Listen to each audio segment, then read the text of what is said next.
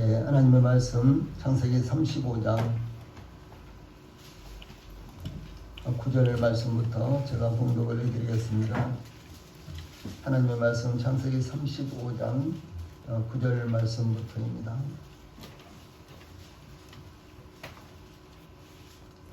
제가 봉독을 해드리겠습니다. 야곱이 밧단 아람에서 돌아오매 하나님이 다시 야곱에게 나타나사 그에게 복을 주시고 하나님이 그에게 이르시되 내 이름이 야곱이지만은 내 이름을 다시는 야곱이라 부르지 않겠고 이스라엘이 내 이름이 되리라 하시고 그가 그의 이름을 이스라엘이라 부르시고 하나님이 그에게 이르시되 나는 전능한 하나님이라 생육하며 번성하라 한 백성과 백성들의 총회가 내게서 나오고 왕들이 내 허리에서 나오리라. 내가 아브라함과 이삭에게 준 땅을 내게 주고 내가 내 후손에게도 그 땅을 주리라 하시고 아멘. 12절 말씀까지 봉독을 해드렸습니다. 자, 앞에 보세요. 제가 읽어드릴게요. 한번 읽겠습니다. 야곱이 밧단 아람에서 돌아오매 하나님이 다시 야곱에게 나타나사 그에게 복을 주시고 하나님이 그에게 이르시되 내 이름이 야곱이지만은 내 이름을 다시는 야곱이라 부르지 않겠고 이스라엘이 내 이름이 되리라 하시고 그가 그의 이름을 이스라엘이라 부르시고 하나님이 그에게 이르시되 나는 전능한 하나님이라 생육하며 번성하라 한 백성과 백성들의 총회가 내게서 나오고 왕들이 내 허리에서 나오리라. 내가 아브라함과 이삭에게 준 땅을 내게 주고 내가 내 후손에게도 그 땅을 주리라 하시고 아멘. 오늘은 창세기 35장 9절로 12절 말씀을 통해서 하나님께서 나타나실 때 이런 주제로 말씀을 전해드리겠습니다.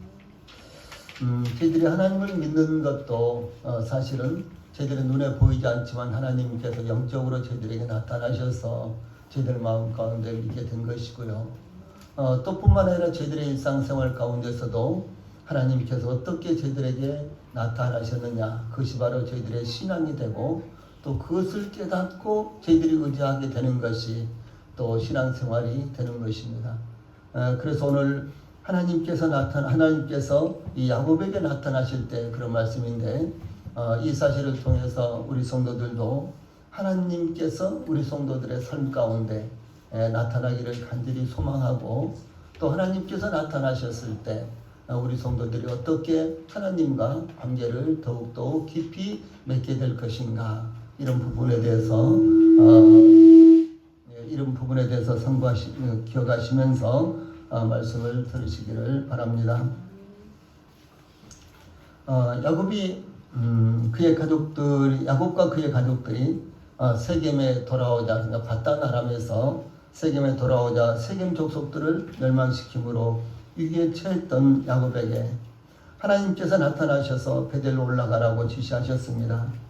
야곱은 그의 가족들을 이끌고 베델로 올라가 하나님께 제단을 쌓고 그곳을 엘베델이라고 불렀는데 이는 하나님께서 야곱이 그의 형의 낯을 피할 때에 하나님이 거기서 그에게 나타나셨습니다라는 뜻이었다는 것을 지난주에 제가 전해드렸죠.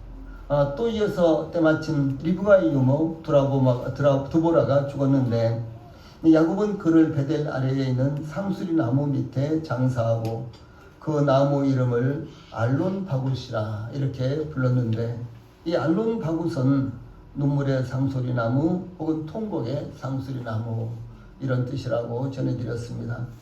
이와 같은 일련의 사건이 지나간 후 하나님께서 야곱에게 복을 주시고 나타나셨습니다. 그러므로 하나님께서 야곱에게 나타나셔서 주신 복이 무엇인가를 상고하므로 우리도 야곱이 받은 복에 참여하는 기회가 되도록 하겠습니다. 이 본문 말씀을 통해서 9절에는 하나님께서 언제 나타나시는가 이런 내용이 담겨져 있습니다.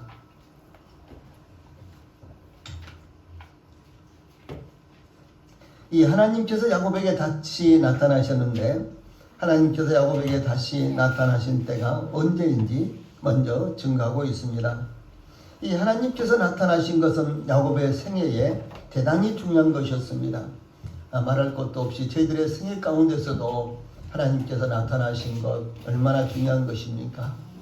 저 갈릴리의 호수에서 한평생을 대대로 물고기를 잡아서 생계를 유지하면서 근근하게 간신히 살아가고 있던 저 베드로와 안드레 그리고 야고보와 요한, 어느 날 이들에게 주 예수님께서 나타나셨죠. 그래서 그들을 부르시고 이제 그들이 예수님을 따르게 하심으로 말미암아 그들의 생애가 지금까지도 얼마나 놀라운 자 같은 생애로 이제 알려져 있고, 또 알려져 있는 그 정도가 아니라 그들의 생애는 참으로 얼마나 중요한 이와 같은 보람 있는 생애가 되었던가를 우리가 생각해 볼 수가 있습니다. 그래서 이 하나님께서 야곱의 생애에 나타나는 것은 대단히 중요한 것인데, 이와 같이 동일하게 저들의 생애에 나타나는 것도 정말로 중요한 것이라는 거죠. 하나님께서 야곱에게 나타나신 때에 대해서 야곱이 밧단 아람에서 돌아오매 하나님이 다시 야곱에게 나타나사 이렇게 이제 증거를 하고 있죠. 이 밧단 아람이라는 곳은 아람의 평야라는 이런 뜻인데, 하란에서 서쪽으로 2km 지점에 있으며 유프라테스 강 상류에 있는 야곱의 어머니 리브가의 친정이 있는 곳입니다. 리브가의 친정, 그러니까 이삭이 아내 리브가의 친정. 리브가는 누굽니까? 야곱의 어머니죠. 바로 그곳이 밧단 아람입니다. 이 아브라함이 갈대아 우리에서 살고 있을 때 하나님께서는 이 창세기 12장 1절로 3절에서 너는 너의 고향과 친척과 아버지의 집을 떠나 내게 보여줄 땅으로 가라. 내가 너로 큰 민족을 이루고 내게 복을 주어 내 이름을 창대하게 하리니 너는 복이 될지라. 너를 축복하는 자에게는 내가 복을 내리고 너를 저주하는 자에게는 내가 저주하리니 땅의 모든 족속이 너로 말미암아 복을 얻을 것이니라. 이렇게 말씀하시자 그의 고향인 갈대아우르를 떠나서 아브라함은 하나님께서 지시하신 곳으로 이주하였는데 그 중간 지점이 바로 하란이라는 이와 같은 곳입니다. 그 중간 지점이 바로 이 밧단 아람 근처예요. 이 아브라함의 고향 갈대아우르에서 북쪽으로 950km 지점에 하란이라는 곳이 있는데 그 지역을 메소포타미아라고 이렇게 부릅니다. 그러니까 아브라함이 갈대아우르에서 하나님의 지시를 받아서 가나안 땅으로 오는데 그 당시에 이제 길이 이렇게 반달 모양으로 생겼어요. 그래서 유프라테스 강, 티그리스 강을 따라서 쭉 북쪽으로 올라가서 그 다음에 이 소위 메소포타미아, 하란 혹은 밧단 아람이라고 부르는 곳에서 다시 이렇게 남쪽으로 쭉 와서 가나안 땅으로 온 것입니다. 그런데 그 꼭지점이 밧단 아람이에요. 그런데 이 갈대아우르라는 곳, 그러니까 아브라함의 고향, 아브라함이 살던 이 갈대아우르에서 이 꼭지점까지 가는 데가 약 950km 정도 되는 거예요. 얼마나 뭡니까? 여기서 부산이 뭐 400km 뭐 이 정도 된다고 하는데, 그러므로 부산을 왕복한 것보다도 오히려 더 아주 먼 거리, 이 정도 먼 거리에 거리가 바로 그 꼭지점 쪽입니다. 그래서 거기서 다시 이제 남하를 해서 가나안 땅으로 온 것이 아브라함의 이주예요. 이 야곱은 약 20년 동안, 약 20년 전에 그의 형 에서의 이 장자의 축복을 가로챈으로 에서가 죽이려는 앙심을 품자 에서를 피해서 밧단 아람에 있는 외갓집 댁으로 피신을 한 것입니다. 그러나 밧단 아람에서도 삼촌 라반의 시기로 인해서 처음에는 이제 야곱이 온 것에 대해서 이제 야곱의 삼촌 라반은 되게 좋아했어요. 그리고 야곱이 너무너무 성실하고 일을 잘하거든요. 그러니까 어떻게 해서든지 야곱을 거기에 묶어두려고 이렇게 했는데, 나중에 야곱이 엄청나게 거부가 되니까 이제 야곱의 삼촌인 이 라반이요, 이제 야곱을 시기하게 됐어요. 그래서 더 이상 야곱이 그곳에서 살 수가 없게 되자 이제는 4명의 아내와 11명의 아들들과 1명의 딸을 데리고 아버지의 집 브엘세바를, 가나안 땅 브엘세바를 향해서 떠났습니다. 이 브엘세바는 가나안 땅 남쪽으로 밧단 아람에서 어림잡아 약 700km 정도 되는 이와 같은 거리입니다. 그러니까 올라갈 때는 이 아브라함이 올라갈 때는 약 950km 정도 되는데, 거기서 이제 가나안 땅까지 오는 거리면요 약 700km 이렇게 됩니다. 그 당시 수많은 양떼를 비롯한 짐승들을 이끌고 어린 아이까지 함께 이동하려면 최소한 아마 몇 년이 걸렸을 것으로도 추정할 수가 있습니다. 양을 부지런히 계속해서 끌고만 내려올 수가 없잖아요. 그렇죠? 물도 먹여야 되고 풀도 먹여야 되고 또 그놈들이 뭐 그냥 뭐 함께 이렇게 자 출발 그러면 무슨 하고 그런 것도 아니고 그렇잖아요. 그래서 어떤 분들의 생각은요, 몇 년이나 걸리지 않았겠느냐 이렇게도 이야기를 합니다. 그런데 이 야곱은 이 밧단 아람으로 갈 때는요, 혈혈단신 지팡이만 가지고 에서를 피해서 도망치듯 요단강을 건너갔는데, 밧단 아람에서 20년을 보내면서 4명의 아내와 11명의 아들들과 1명의 딸을 데리고 이 가나안 땅으로 돌아오고 있었습니다. 즉 하나님께서 야곱이 가는 곳마다 또 하는 곳마다 이 가는 곳마다 하는 것마다 이 하나님께서 야곱을 축복해 주셔서 야곱은 거부가 되어서 아버지 이삭이 살고 있는 가나안 땅으로 돌아오고 있었습니다. 그러나 가나안 땅으로 돌아오는 길은 그렇게 넉넉하지 않았습니다. 거리가 멀었습니다. 딸린 가족들과 짐승들이 많았습니다. 또 짐승들 중에서 새끼를 뺀 짐승은 하루만 급하게 몰면 사고가 났습니다. 길목에는 산적대와 수많은 이 난폭한 부족들이 살고 있었습니다. 이 산을 넘고 강을 건너고 광야를 건너야만 돌아올 수 있는 이와 같은 길이었습니다. 특별히 이제 가나안 땅에 도착한 후에도 세겜성에서 일어난 사건은 야곱의 존립을 흔들었습니다. 야곱이 존립하느냐, 야곱이 살아남느냐, 아니면 이 세상에서 없어지느냐, 이런 이제 위기에 처했습니다.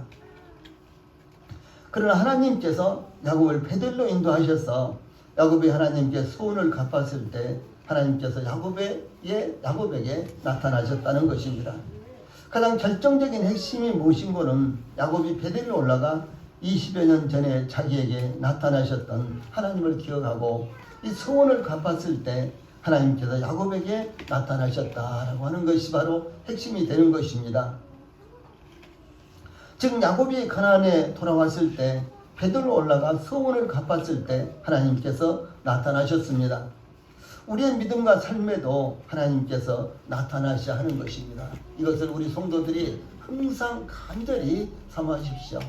기도 가운데도 하나님께서 나타나시고 우리 성도들의 삶 가운데도 하나님께서 나타나시고 가정에도 사업에도 직장에도 우리 성도들의 여가던 삶 가운데서요, 삶 가운데 하나님이 나타나셔야만 되는 것입니다.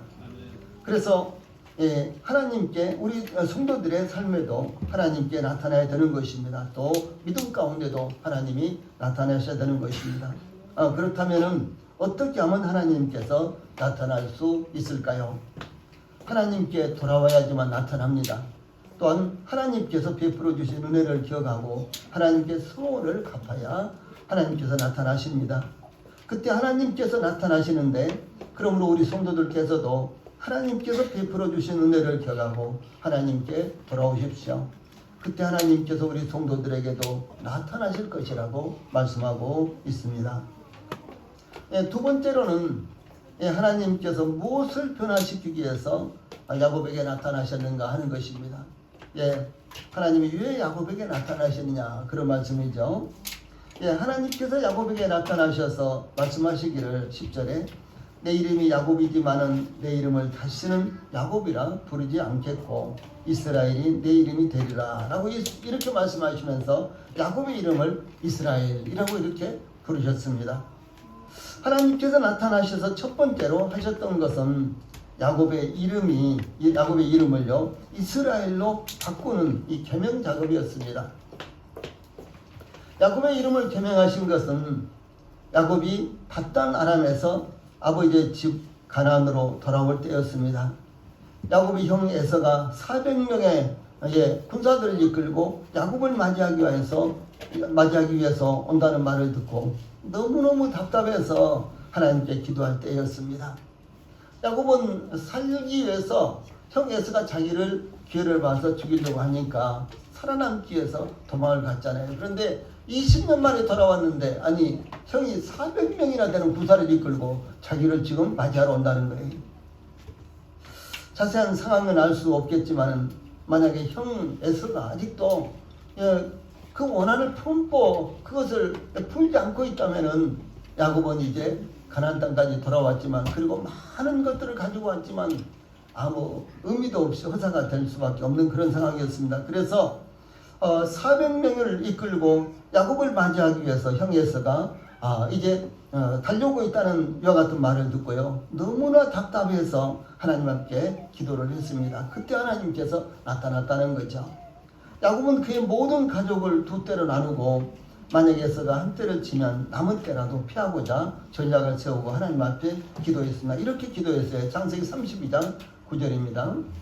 내 주부 아브라함의 하나님, 내 조부 아브라함의 하나님, 내 아버지 이삭의 하나님 여호와여, 주께서 전에 내게 명하시기를 내 고향 내 족속에게로 돌아가라. 내가 내게 은혜를 베풀리라 하셨나이다. 나는 주께서 주의 종에게 베푸신 모든 은총과 모든 진실하심을 조금도 감당할 수 없사오나 내가 내 지팡이만 가지고 이 요단을 건넜더니 지금은 두 때나 이뤘나이다. 내가 주께 간구하니 내 영의 손에서 에서의 손에서 나를 건져내시옵소서. 내가 그를 두려워하면 그가 와서 나와 내 처자들을 칠까 겁나기 때문이니라. 주께서 말씀하시기를 내가 반드시 내게 은혜를 베풀어 내 시로 바다에 셀 수 없는 모래와 같이 많게 하리라 하셨나이다. 이렇게 하나님께서 약속하신 그 약속을 기억하고요. 또 뿐만 아니라 하나님께서 그에게 어떻게 은혜를 얼마나 베푸셨는가 이것을 기억하면서 야곱이 하나님 앞에 기도합니다. 야곱의 이와 같은 기도는 우리 성도들에게도 좋은 모델이 되는 것입니다. 우리 어떻게 기도할 것인가? 먼저 하나님께서 우리들에게 베풀어 주신 은혜가 얼마나 큰 것인가를 우리가 기억하면서 하나님 앞에 감사하고 또 하나님께서 우리에게 약속하시는 그 약속의 말씀을 우리가 붙들고 하나님 앞에 기도하는 것, 이것이 우리의 기도의 하나의 모본이 돼야만 되는 것입니다. 우리 성도들 참 기도도 잘 하시고 또 많이 하시고 그럴 줄로 믿습니다. 그러나 우리의 기도가 중언부언하지 않고 그리고 하나님의 뜻에 합당하지 않고 이런 기도를 하면은 괜히 소비적이죠. 생산적이지 못하고, 그래서 생산적인 기도를 하기 위해서는 이와 같은 야곱의 기도가 우리들에게 대단히 중요한 모델이 되어서 모범이 되어서 우리 성도들의 기도도 이와 같이 이루어지기를 바랍니다. 그러나 야곱은 이 에서를 피할 수 있는 전략을 세우고 하나님께 기도했지만 마음이 평안하지 않았습니다. 야곱은 그의 영 에서를 위해서 엄청난 규모의 선물을 따로 구분해서 에서에게 보냈습니다. 그 선물을 보면요, 암염소가 200이요, 순염소가 20이요, 암양이 200이요, 순양이 20이요, 전나는 낙타 30가 그 새끼요, 암소가 40이요, 황소가 10이요, 암나기가 20이요, 그 새끼 나기가 10이라. 이렇게 얼마나 이 선물이 많습니까? 우리 성도들 암염소가 200이요, 암염소 200마리만 있어도 이쪽에 산에다가 풀어놓으면은 그냥 뭐 검었든지 하얗든지 뭐 엄청나게 많을 거예요. 그렇죠? 그리고 이 염소들은요, 새끼를 1년에 2번씩 낳는데요. 그래서 새끼를 낳으면 보통 2마리씩 낳는데, 그러면 1년만 키우면 도대체 이것이 얼마나 많아집니까? 그렇죠? 또 그 다음에 순염소가 또 20이요, 암양이 200이요, 순양이 20이요. 우리 성도들은 이곳에서, 이 부분에서요, 욕심나는 게 무엇이에요? 욕심나는 거. 저는 전나는 낙타 30, 젖이 안 나더라도 낙타 30마리가 있으면 좋겠어요. 그러면은 우리 성도들이 주일날 낙타를 타고 쫙 오는 거 이경이라고 멋지겠죠? 한 번만 그런 일이 있어도 아마 전 세계의 탑으로 나가겠죠. 우리 성도들이 집에서부터 낙타를 딱 타고 이렇게 모자라면 가족들이 낙타는 여러 사람이 타도 됩니다. 어린 아이들은 너댓 명 타도 낙타가 꿈쩍도 않습니다. 그럼 이런 낙타를 타고 교회로 쫙 온다면 정말 멋지겠죠. 야곱의 이 선물은요, 형 에서에 대한 선물은 정말 엄청난 것입니다. 뿐만 아니라 야곱은 에서에게 주는 선물을 보내대요. 세 때로 나눠서 종들의 손에 맡기고 야곱보다 앞서 나가되 각대로 거를 두게 하고, 에서가 앞선 자에게 내가 누구의 사람이며 어디로 가느냐, 내 앞에 것은 누구의 것이냐 이렇게 물으면은 최종 야곱의 것이요, 자기 주 에서에게로 보내는 예물이오며 야곱도 우리 뒤에 있나이다. 이렇게 계속해서 대답하게 한 거예요. 이 세 때로 나누어서요. 이와 같이 야곱은 그의 형 에서의 에서를 선물로 물질로 풀려고 계획을 세우고 있는 것을 볼 수가 있는 것입니다. 이 야곱은 그 가솔들을 먼저 야복나루를 건너게 하고요. 야곱은 그 밤에 홀로 남았는데 어떤 사람이 나타나서 야곱과 씨름을 하게 됩니다. 야곱은 아주 죽게 살기로 그 사람과 씨름을 했습니다. 날이 세려할 때 그 사람이 날이 세려하니 나로 가게 하라. 이렇게 말하자 야곱은 당신이 내게 축복하지 아니하면 가게 하지 아니하겠나이다 라고 이렇게 버텼습니다. 이 야곱과 씨름하던 그 사람이 내 이름이 무엇이냐 이렇게 묻는 거예요. 그러자 야곱은 야곱입니다 라고 이렇게 대답을 하죠. 그때 야곱과 씨름하던 그 사람이 야곱에게 내 이름을 다시는 야곱이라 부를 것이 아니요 이스라엘이라 부를 것이니 이는 내가 하나님과 및 사람들과 겨루어서 이겼습니다. 이렇게 말씀을 하십니다. 이와 같이 야곱의 이름이 개명된 것은 야곱이 밧단 아람을 떠나서 아버지 이삭의 집을 향해서 돌아오던 때 그리고 야복 나루터에서 이루어진 것입니다. 예, 그때로부터 몇 년이 흘렀는지 그것은 알 수가 없어요. 어떤 분들은 그때로부터 약 5년 이상이 흘렀을 것이다 이렇게들 이야기합니다. 그러므로 이미 야곱의 이름이 이스라엘로 개명된 것은 그러니까 야곱의 이름이 처음에 야곱의 이름이요 야곱이 이스라엘로 개명된 제일 처음은요 야복 나루터라는 것이죠. 근데 지금 우리가 이제 보고 있는 이 창세기 35장 9절로 12절 말씀의 배경은 어디입니까? 베델이잖아요. 그렇죠? 그래서 이미 야곱의 이름이 이와 같이 이스라엘로 바뀌어졌다, 개명됐다라고 하는 것입니다. 그래서 이스라엘로 개명된 것은 가나안 땅으로 돌아오기 위해서 요단강을 건널 때 이때 야곱의 이름이 개명이 됐습니다. 자, 그런데 왜 하나님께서 또다시 야곱에게 내 이름이 야곱이지만은 내 이름을 다시는 야곱이라 부르지 않겠고 이스라엘이 내 이름이 되리라 이렇게 말씀하시고 야곱을 이스라엘로 부르셨을까요? 이 야곱이라는 이름은 발뒤꿈치를 잡는다 에서 나온 남을 사취하는 자 사기꾼이란 말이죠. 그 다음에 거짓되다 발뒤꿈치를 든다 이런 뜻을 내포하고 있습니다. 그 다음에 이스라엘이라는 이름은 하나님이 통치하신다 하나님과 씨름하여 이긴 자라는 이와 같은 이름입니다. 그러니까 야곱이라는 이와 같은 사기꾼이다 라고 하는 이 사기꾼이라는 이와 같은 이름의 뜻을 가진 이 야곱 그 야곱의 이름이 바뀌어졌는데 이번은 하나님이 통치하신다 하나님의 다스림을 받는다 이런 이름으로 바뀌어졌고요. 또 다른 의미는 하나님과 씨름해서 이긴 자다 라고 하는 이와 같은 이름으로 바뀌어졌다는 거죠. 얼마나 그야말로 엄청난 변화가 이 야곱 이름의 변화가 있었습니까? 이 하나님께서 이와 같이 이미 야곱의 이름을 이스라엘로 개명하셨는데 왜 또 다시 언급을 하셨을까라고 하는 것입니다. 예, 야곱이 아버지의 집으로 돌아오기 위해서 야복나루를 건넜는데도 야곱은 여전히 그렇다면 하나님께서 야곱을 이스라엘로 바꿔주셨으니까 야곱이 야곱으로 살아야 되겠어요? 이스라엘로 살아야 되겠어요? 그런데 야곱은 하나님께서 야곱의 이름을 이스라엘로 바꿔주셨는데 개명해 주셨는데 여전히 야곱은 야곱으로 살고 있고 이스라엘로 살고 있지 않았다라고 하는 사실입니다. 그래서 하나님께서 야곱에게 또다시 야곱이 이스라엘로 살아가기 위해서 하나님께서 또다시 언급한 것입니다. 야곱은 하나님과의 소원을 먼저 생각하지를 않았습니다. 야곱이 에서를 피해서 밧단 아람으로 도망갈 때 자기에게 나타나신 하나님 앞에 바로 베델에서 처음에 그러니까 형이 에서를 피해서 밧단 아람으로 도망갈 때 그 베델에서 하나님께서 야곱에게 나타나셨는데 그때 그때 야곱이 하나님께 이렇게 서운하면서 기도를 했어요. 자, 위에 있는 말씀 같이 한번 읽어봅시다. 시작. 하나님이 나와 함께 계셔서 내가 가는 이 길에서 나를 지키시고 먹을 것과 입을 옷을 주시어 내가 평안히 아버지 집으로 돌아가게 하시오면 여호와께서 나의 하나님이 되실 것이요 내가 기둥으로 세운 이 돌이 하나님의 집이 될 것이요 하나님께서 내게 주신 모든 것에서 10분의 1을 내가 반드시 하나님께 드리겠나이다. 이렇게 기도를 했어요. 소원을 했습니다.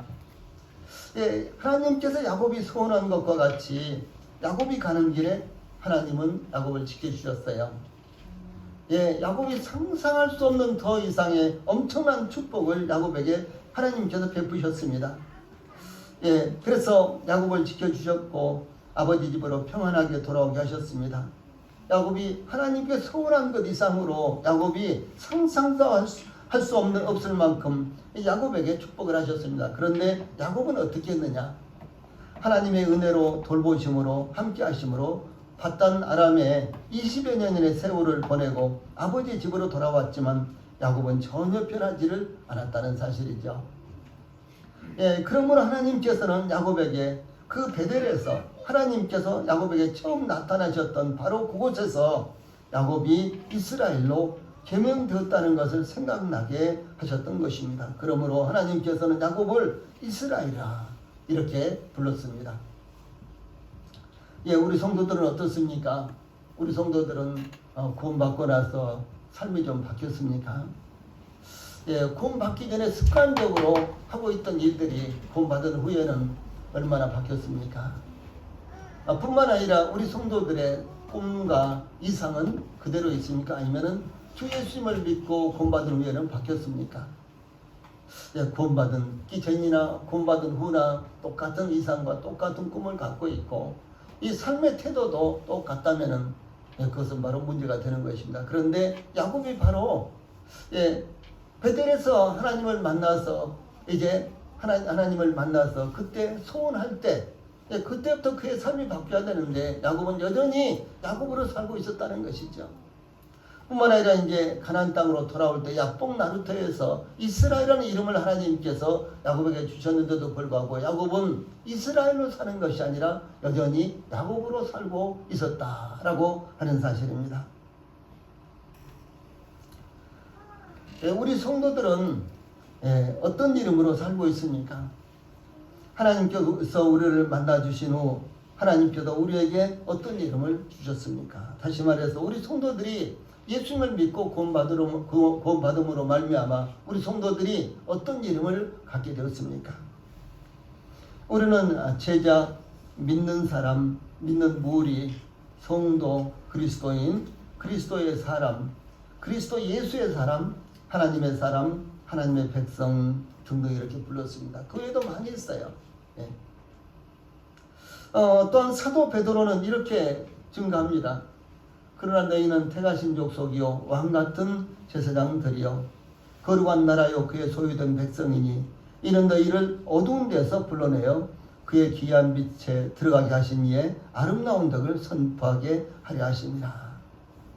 예, 신자들이 믿는 이 성도들이 어떤 신분이 되었는지를 증거하고 있습니다.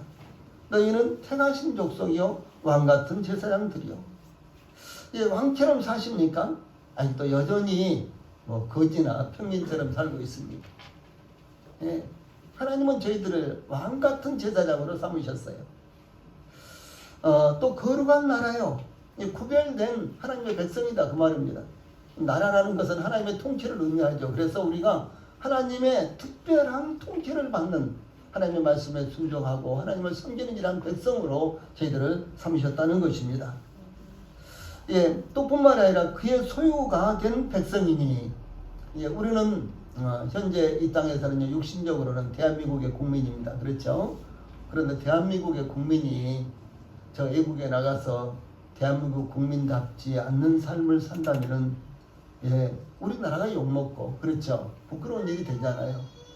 마찬가지로 하나님께서 저희들을 하나님의 소유된 백성으로 삼으셨어요. 그렇다면 우리가 이 세상을 살면서요 믿지 않는 사람들의 세계에서나 혹은 믿는 성도들 사이에서나 우리는 하나님의 백성다운 삶을 살아야 된다는 것이죠.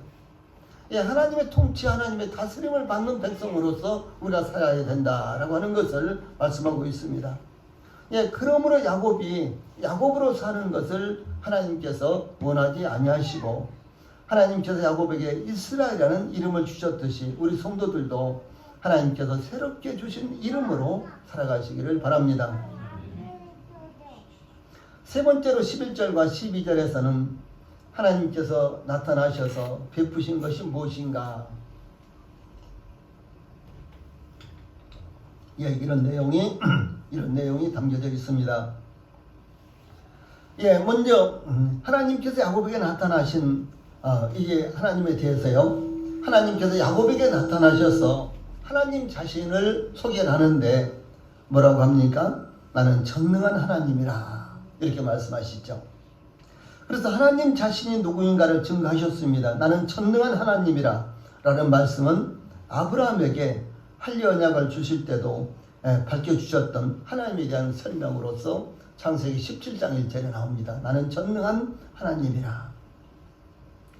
또한 이삭도 야곱을 이 밧단 아람으로 보내면서 전능하신 하나님이 내게 복을 주시어 내가 생육하고 번성하게 하여 내가 여러 족속을 이루게 하시고 아브라함에 걸어가신 복을 내게 주시되 너와 함께 내 자손에게도 주사 하나님이 아브라함에게 주신 땅 곧 내가 거류하는 땅을 내가 차지하게 하시기를 원하노라. 이렇게 증거를 합니다. 야곱도 그 아들들에게 전능하신 하나님이 그 사람 앞에서 너희에게 은혜를 베푸사 그 사람으로 너희 다른 형제와 베냐민을 돌려보내게 하시기를 원하노라. 이렇게 증거를 합니다. 또한 하나님께서 이스라엘을 구원하시기 위해서 모세를 애굽으로 보내시면서도요. 나는 여호와이니라. 내가 아브라함과 이삭과 야곱에게는 전능의 하나님으로 나타났다. 이렇게 하나님께서 말씀하십니다. 하나님께서 나는 여호와라. 이렇게 이제 하나님 자신을 소개하는 내용이 구약성경에 굉장히 많이 나타납니다. 그렇죠? 근데 또 다른 하나님께서요. 또 다르게 하나님 자신을 표현할 때 나는 전능한 하나님이다. 이렇게도 하나님께서 말씀을 하셨다는 것이죠. 그래서 이스라엘 족장들에게 있어서 하나님은 이 전능하신 하나님이셨습니다. 이스라엘 족장들에게 있어서도 하나님은 전능하신 하나님이셨습니다. 그래서 나는 전능한 하나님이라 라는 말씀은 엘샤다이라는 말입니다. 엘샤다이. 이 말로요. 이 말은 이 엘샤다이 전능하신 하나님이란 의미는 무엇인고는 자연 법칙을 초월하여 자신의 약속을 성취시켜 나갈 수 있는 무한한 능력을 소유하신 하나님, 이런 하나님을 의미합니다. 자연 법칙을 초월하여 자신의 약속을 성취시켜 나갈 수 있는 무한한 능력을 소유하신 하나님, 이런 하나님을 의미할 때 전능하신 하나님 그런 거예요. 만약 우리 성도들이 여호와 하나님 이렇게 이제 기도를 시작할 수도 있죠. 아마 기도할 때 여호와 하나님 이렇게 하실 수도 있고, 혹은 또 전능하신 하나님 이렇게 또 기도를 하실 때도 있잖아요.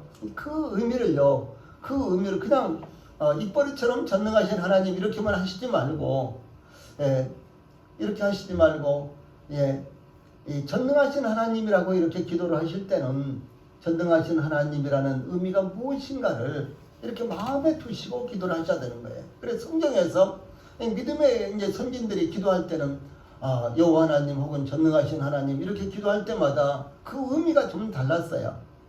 그리고 우리 성도들도 동일하게 예수님 이렇게 하면 예수님이 무슨 의미입니까?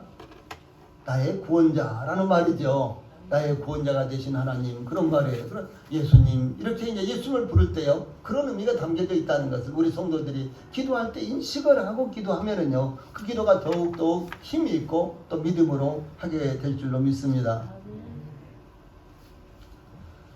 그래서 이 전능하신 하나님, 이것은 하나님께서 이 자연 법칙을 초월해서 무엇이든지 약속하신 대로 다 성취시킬 수 있는 저 같은 하나님의 능력을 가진 하나님이다. 이런 의미가 담겨져 있다는 거죠. 그러므로 우리가 믿는 하나님, 우리의 아버지가 되신 하나님은 어떤 분이십니까? 전능하신 하나님이세요. 우리가 믿는 하나님 우리가 이렇게 부를 때요, 전능하신 하나님이라는 의미가 담겨져 있는 것입니다. 그러므로 우리 모든 성도들이 전능하신 하나님으로 말미암아 능력 있는 삶을 살아가시길 바랍니다. 다음에 이제 하나님께서 야곱에게 다음과 같이 약속을 하셨습니다. 생육하며 번성하라. 한 백성과 백성들의 총회가 내게서 나오고 왕들이 내 허리에서 나오리라. 이렇게 축복을 하셨습니다. 이 생육하고 번성하라, 이와 같은 축복은 창세기에만 해도 여러 번 나옵니다. 이 야곱은 에서를 피해서 바단 아람으로 떠날 때 베델에서 동일하게 생육하고 번성하라라고 이렇게 하나님께서 축복을 하셨어요. 그런데 또다시 야곱에게 이렇게 축복을 하시는 것입니다. 이와 같은 번성의 축복은 이스라엘이 애굽으로 들어갔을 때요. 이스라엘이 애굽으로 내려갔을 때 약 250만이나 되어서 애굽에서 나올 때 그대로 성취된 모습을 볼 수가 있는 것입니다. 이어서 한 백성과 백성들의 총회가 내게서 나오고 왕들이 내 허리에서 나오리라. 이 축복은 야곱이 큰 민족의 조상이 될 것이라는 그 같은 축복이었습니다. 이 축복은 다윗과 솔로몬과 같은 위대한 왕들이 나옴으로 이루어졌고, 또 영적으로는 만왕의 왕이요 만주의 주가 되시는 메시아의 탄생으로 성취가 된 것입니다. 다시 말해서 야곱의 후손 가운데 예수님이 태어나셨죠. 그래서 만주의 주요 만왕의 왕으로 태어나신 예수 그리스도를 통해서 완전히 성취가 된 것입니다. 그 다음에 땅에 대한 약속을 하시는데, 내가 아브라함과 이삭에게 준 땅을 내게 주고 내가 내 후손에게도 그 땅을 주리라. 이와 같은 약속은 땅에 대한 축복입니다. 이 축복은 이미 아브라함에게도 말씀하셨던 축복이었는데 야곱에게 또다시 확인시켜 주심으로 하나님께서 이루시겠다는 것을 강조하신 것으로 보입니다. 이 땅에 대한 약속을 처음 받은 아브라함은 이미 죽었지만 하나님의 약속은 유효한 것이었습니다. 인간은 죽음으로 유한하지만, 그리고 인간은 죽음으로 모든 것들이 사라집니다. 그러나 하나님의 약속은 영원히 지속되며 성취되는 것입니다. 주 예수님께서도 진실로 너에게 이르노니 천지가 없어지기 전에는 율법의 1.1획이라도 반드시 없어지지 않냐고 다 이루리라, 이렇게 말씀하셨습니다. 인간은 유효합니다. 그래서 인간은 죽으면 모든 것들이 다 없어져 버리고 말지만은, 그러나 하나님은 영원한 분이시기 때문에 하나님의 말씀도 결코 없어지지 아니하고 말씀하셨던 그대로 이루어진다라는 것을 주 예수님께서도 반복해서 말씀하셨습니다. 그래서 하나님의 말씀은 전능하신 하나님께서 반드시 이루시는 것이다 라는 사실을 누가복음 1장 45절에서도 이렇게 증거하고 있습니다. 그러므로 우리 모든 성도들이 하나님의 말씀을 믿고 그 말씀을 따라 삶으로 전능하신 하나님의 능력이 함께 하시기를 바랍니다. 세상은 무척이나 혼란스럽고 그리고 고통스러운 이와 같은 세상이 되고 있습니다. 아마 이와 같은 어려운 환경이, 어려운 시기가 앞으로 몇 달이 더 지나야지만 풀릴지 모르겠습니다. 그리고 이와 같은 어려웠던 이와 같은 이제 응어리는 또 몇 년이 이제 지나야지만 또 회복이 될지도 우리가 알 수가 없습니다. 우리는 이와 같은 어려운 상황 가운데 살고 있습니다. 그러나 전능하신 하나님께서 그 약속대로 초월적으로 역사하셔서 하나님의 백성들을 지켜주시고 인도해 주셨듯이, 하나님께서 하나님의 백성으로 부르신 우리 성도들을, 또 우리 교회를 전능하신 하나님께서 붙드시고 그렇게 안전하게 지켜주실 줄로 믿습니다. 찬송 부르시겠습니다.